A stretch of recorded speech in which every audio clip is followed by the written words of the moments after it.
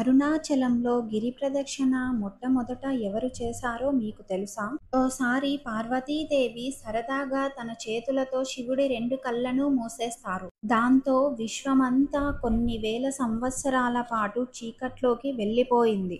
దేవతలందరూ ప్రార్థించడంతో కళ్ళు తెరిచిన శివుడు బ్రహ్మ సృష్టికి విఘాతం కలిగించడం మహాపాపం అని కోపంతో పార్వతీదేవి భూలోకానికి వెళ్లి తపస్సు చేయమన్నారు. ఆ తర్వాత తను స్వయంగా కొలువుతీరిన అరుణగిరి చుట్టూ ప్రదక్షిణ చేయమన్నారు. శివుడు చెప్పినట్లే పార్వతీదేవి తపస్సు చేసి అరుణగిరి చుట్టూ ప్రదక్షిణ చేసింది.